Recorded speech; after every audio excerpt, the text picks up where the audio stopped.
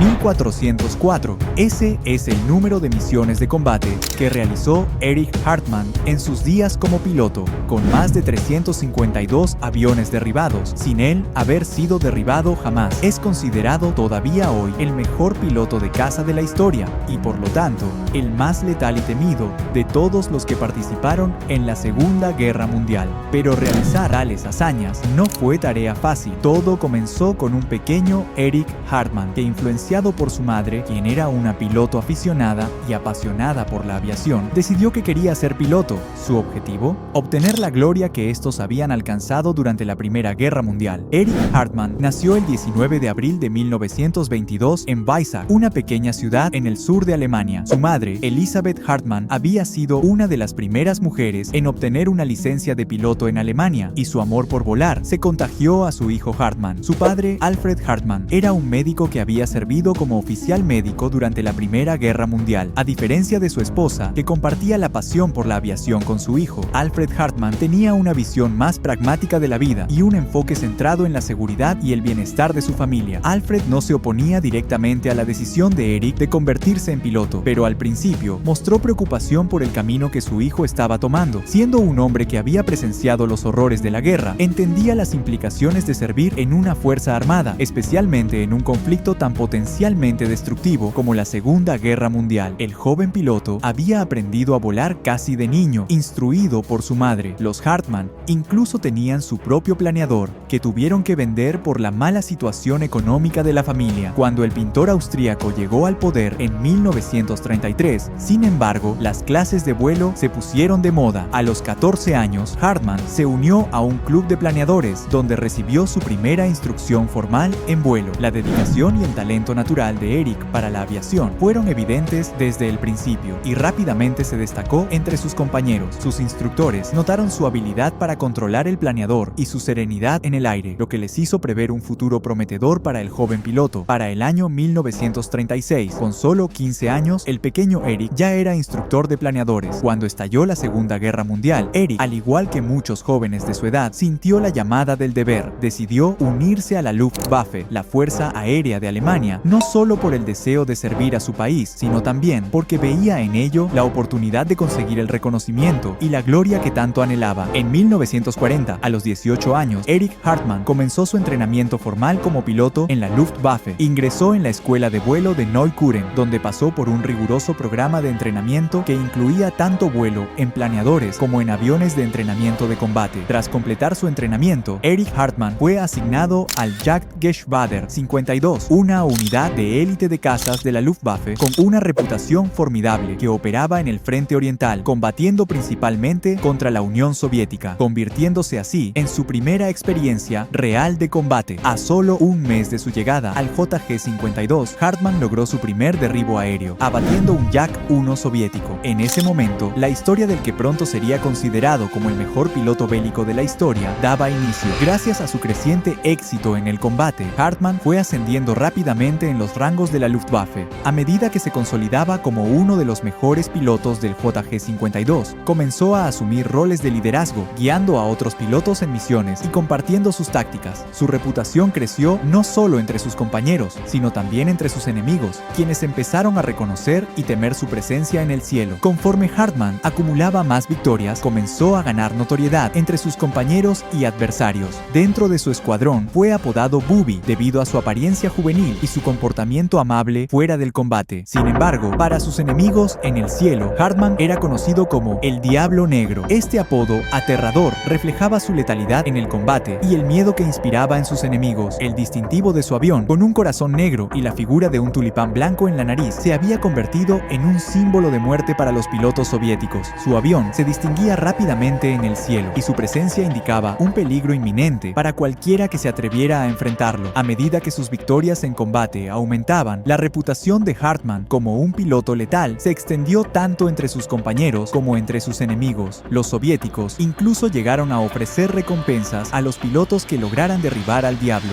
Lastimosamente para ellos, el Diablo Negro estaba por encima de cualquier otro piloto. El 7 de julio de 1943, durante la batalla de Kursk, una de las mayores batallas de tanques y aviones de la Segunda Guerra Mundial, Hartmann derribó 7 aviones soviéticos en un solo día, lo que marcó un récord personal y un logro sobresaliente dentro de la Luftwaffe. Pero no fue hasta agosto de 1943 cuando Hartmann experimentaría uno de los momentos más tensos y peligrosos de su carrera. Tras ser derribado después de una serie de combates aéreos intensos, su avión fue alcanzado por un proyectil y Hartmann se vio obligado a realizar un aterrizaje forzoso en territorio controlado por los soviéticos. Al tocar tierra, sabía que su captura era casi inevitable. Fue rápidamente rodeado por soldados soviéticos y llevado a un campo de prisioneros. Sin embargo, Hartmann no estaba dispuesto a aceptar su destino, esperando el momento para escapar, lográndolo exitosamente. El 24 de agosto de 1944, Hartmann logró un hito sin precedentes al alcanzar su victoria número 300 en combate aéreo. Esta hazaña lo estableció como el piloto de caza más exitoso de la historia, un récord que nunca ha sido superado. En el mismo año, fue galardonado con la Cruz de Caballero de la Cruz de Hierro, con hojas de roble, espadas y diamantes, uno de los más altos honores que un soldado alemán podía recibir, otorgado solo a aquellos que demostraban un coraje excepcional y una habilidad sobresaliente en el campo de batalla. El reconocimiento no solo fue un honor personal para Hartmann, sino que también lo convirtió en un símbolo del éxito militar alemán, siendo utilizado como un ejemplo del soldado ideal. Hartmann, que de pequeño tenía el sueño de convertirse en un reconocido piloto,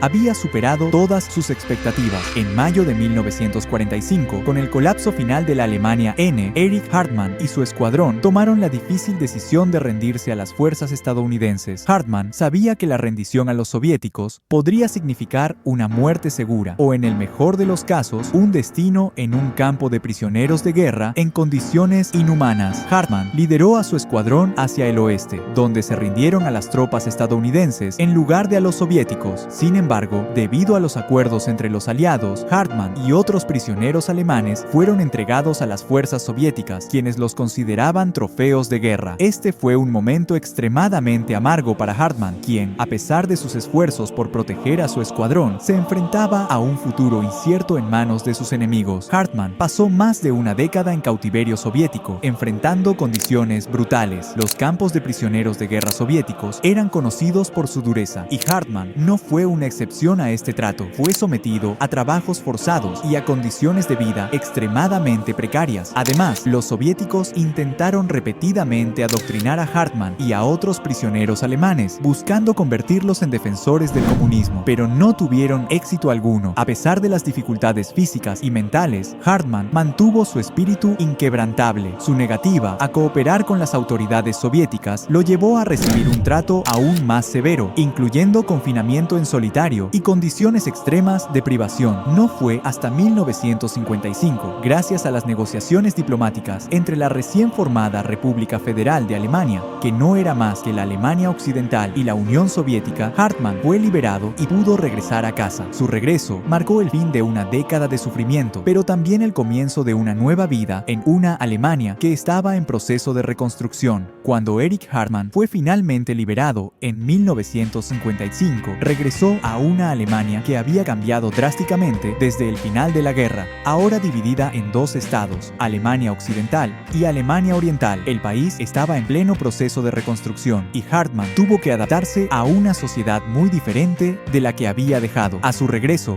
Hartmann fue recibido como un héroe, pero también se encontró con una Alemania que luchaba por superar las heridas de la guerra. Aunque fue aclamado por sus logros, mantuvo una actitud humilde y reservada, centrándose en reconstruir su vida. Con la creación de la Bundeswehr en 1955, la nueva Fuerza Armada de la República Federal de Alemania, Hartmann fue invitado a unirse a la Bundesluftwaffe, la nueva fuerza aérea del país. A pesar de sus experiencias traumáticas durante y después de la guerra, Hartmann aceptó el desafío de ayudar a construir una fuerza aérea moderna y profesional para la nueva Alemania. En la Bundesluftwaffe Hartmann desempeñó un papel crucial en la formación de nuevos pilotos y en el establecimiento de estándares de entrenamiento y operaciones. Su experiencia en combate y su conocimiento táctico lo convirtieron en una figura clave en la organización y desarrollo de la nueva Fuerza Aérea Alemana. Además, Hartmann abogó por una estricta ética de profesionalismo y responsabilidad basada en las lecciones aprendidas durante la guerra. A lo largo de su servicio en la Bundesluftwaffe, Hartmann continuó siendo una figura respetada y admirada, tanto por sus compañeros como por los nuevos pilotos que entrenó. Erich Hartmann se retiró de la Bundesluftwaffe en 1970, después de una carrera distinguida que abarcó tanto los tiempos de guerra como de paz. Durante su tiempo en la Bundesluftwaffe, Hartmann había ayudado a sentar las bases para una fuerza aérea moderna y profesional y había jugado un papel importante en la formación de la doctrina de aviación de la Alemania Occidental. Su retiro marcó el final de su carrera militar, pero también el comienzo de una vida más tranquila y privada. A lo largo de los años, Hartmann había acumulado una vasta experiencia y conocimiento, y su legado como uno de los mejores pilotos de combate de la historia permaneció intacto.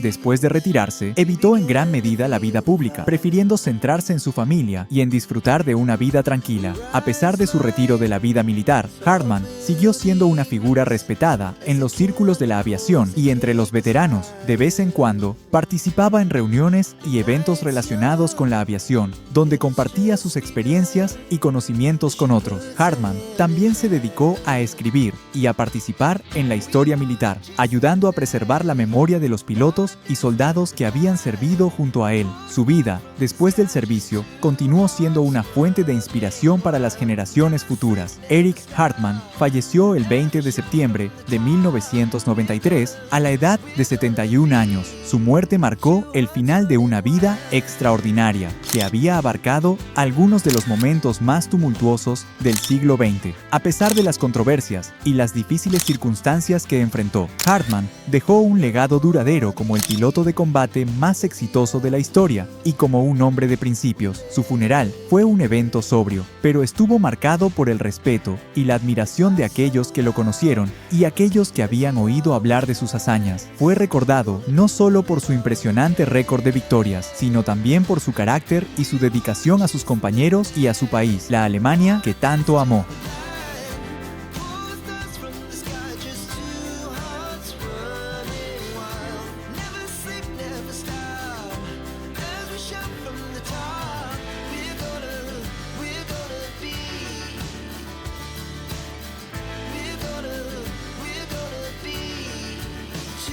Running wild.